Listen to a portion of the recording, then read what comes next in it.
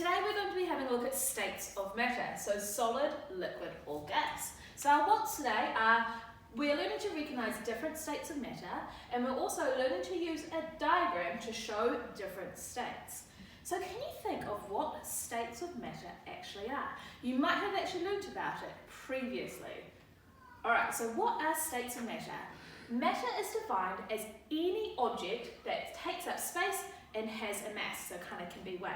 Matter is made up of molecules and atoms. States of matter are the different conditions that something is in at a specific time. For example, ice is solid, but it's also used to be a liquid because it was water, and it can be turned into a steam, which is gas. So the different states of matter are solids, liquids, and gases. So, solids. We have got lots and lots of items that are solids, like sugar, wool, this TV, myself. Lots of different things are solids. So solids are materials that keep their shape unless a force is applied to them. So here, this keeps its shape, but unless I try and move it, then it changes shape only because a force has been added to it. Solids can be cut, squished, or twisted. They do not change shape on their own. Solid matters always take up the same amount of space. They do not spread out or flow. Solids do not have to be hard. They can be soft and squishy.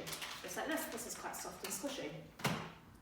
Next one, liquids. So materials that are liquid state take the shape of the container they are in. Just like if you have a drink bottle, the liquid stays in the drink bottle because that is in the shape that it's in.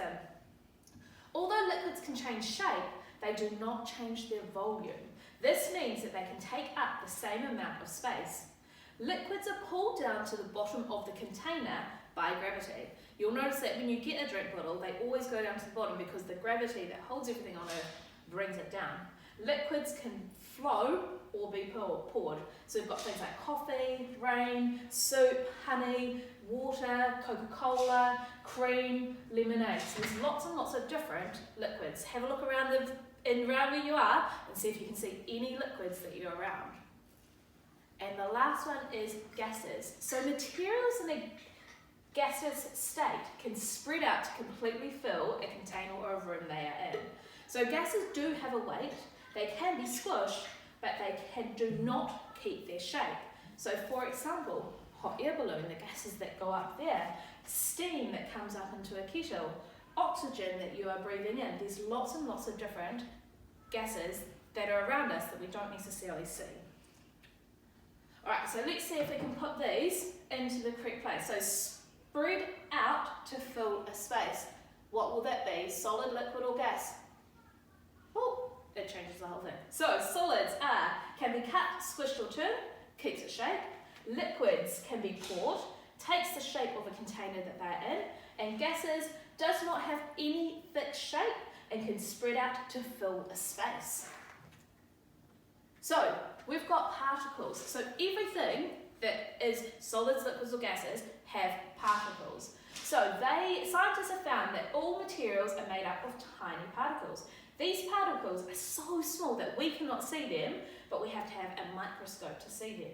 The position and behaviour that particles are in determines what state of matter they are, so solids, liquids or gases. So here we have got something that is solid because the particles are close together, that's why they keep their shape.